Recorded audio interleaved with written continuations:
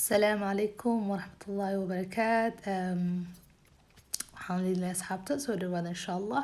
Waxaan rajeynayaa in caafimaad qabtaan biidhnillah. Annaka waa fiicannahay alxamdulilah.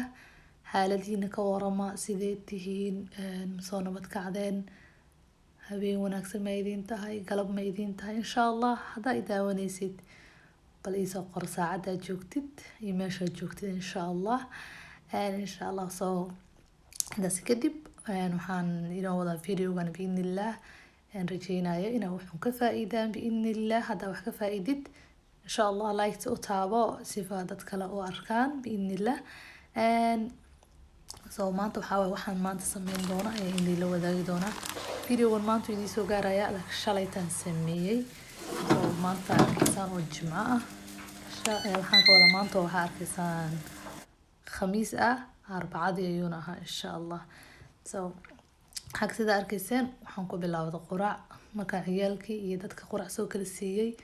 Ana xagga quraac ku sameysanayay ukun iyo cheese iyo xagga kale waxaan ku sameysanayay waxa waaye hash brown insha Allah. marka dadka quraac soo cuneen anigana waxaan sameeyay quraac yar aan iska sameystay.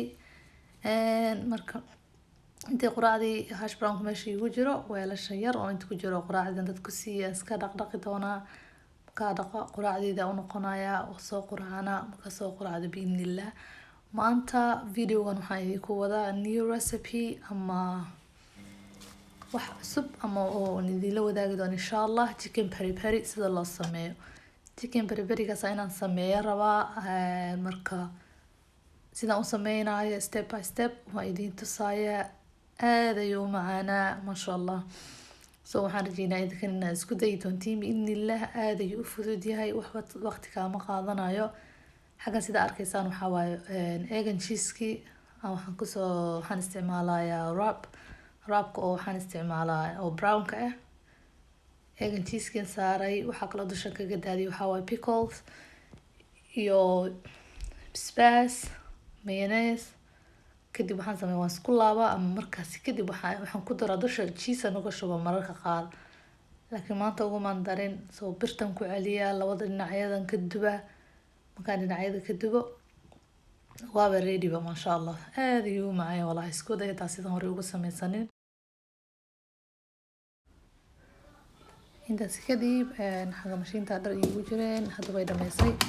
so waxaan sameynaa waa ka saaraa banaanka. hawada maanta fiicneed qoraxa jirtay. so sifa ugu faa'iideysto dharkaana waraaya kadib dhar kale haddana ku shubaya mashiinta.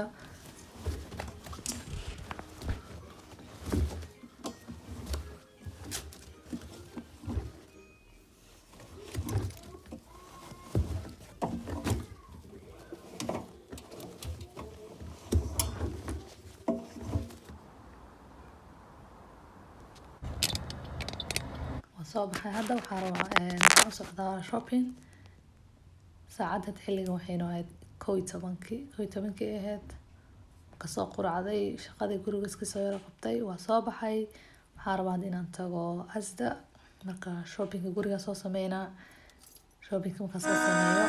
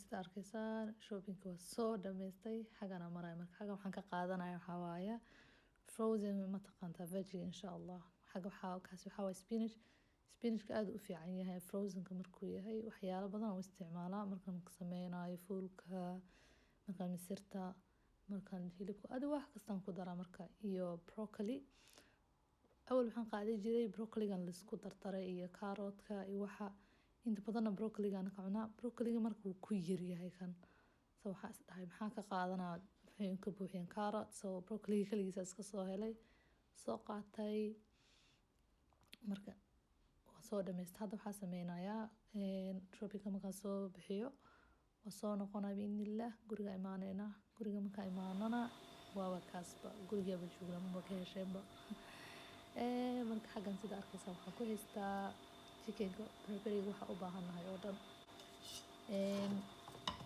hadda waxaan meesha ku soo waxaa waaya 2 broccoli waxaan ka wadaa 2 barbarooni broccoliga maskaxdayda qabsaday 2 barbarooniga greenka ah iyo kan redka ah iyo basasha oo mataqaantaa redka iyadana intaas ka bacdi waxaan ku darsaday huruudka shiidan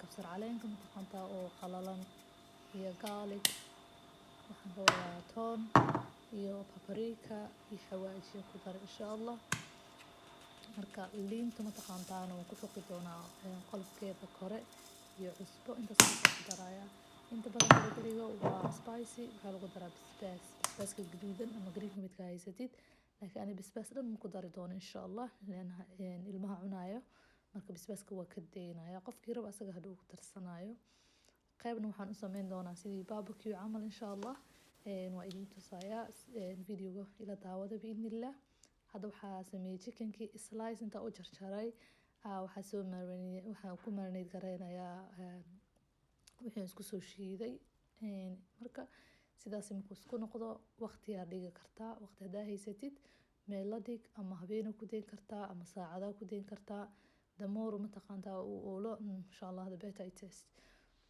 marka birtaan soo saaray grillka sidan grill ahaanta ku duubi kartaa hadaa rabtidna ovenka galin kartaa sida adii ku fudud ayaa ku sameysan kartaa marka insha Allah soo dhinaca bashan mirar ka karinaysa sida ogtiin chickenka wax waqti ama qaato soo hadda waa gedinaya dhinaca marka hadana ka karo dhinaca kale u gedinaya qayb marka waxaan marin doonaa barbecue sauce aan sameeyay marka waxaan 2 xabo camal kor ka marinaya inta kale tan waxaan ku deynaa sidooda marka hadda qaybtan waa qaybtii hore dhinacaasi sidaas ka soo baxay sida argeysin dhinaca kale marka uu gadiyana ma sha Allah waxa u maleysaa in lagu sameeyo chickenka mataqaanaa dhuxusha lagu sameeyo oo kale uu noqday aad u macaana wallahi laga ma sheekeyn karo waxa rabtaa ku cuni kartaa marka daaratid bariis ku cuni kartaa dhinac ka saaran kartaa ama raba galin kartaa ama qudrad veggie ku cuni kartaa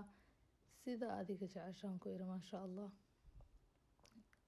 marka hadda qaybtan 2 xabo waxaan dusha ka marinaa waxa waaye barbecue sauce iyo malab iyo maxaa la jiray iyo dark soy sauce aan isku soo mataqaanaa mix gareeyay dusha kaga shubay chickenka sida arkaysaan saas uu ku soo baxay qaybtii hore marka qaybta dambana waan idin tusayaa biidnillah anigoo sameeyay idin tusi doona laga ma sheekeyn karo marka anaga waxaan ku haysaneynay veggie iyo bariis maanta lagu cunayay ma sha Allah hadda waa qaybtii hore tii labaadna waa kaas sidaas ku soo baxday weelkaas diin waa wasaq waxaasi waa maxay dhacaankii iyo ma sha Allah waa qaybtii ugu macaaneed marka inta hadaa soo gaartay aad u mahadsan tahay xagan haydiid say qudaarta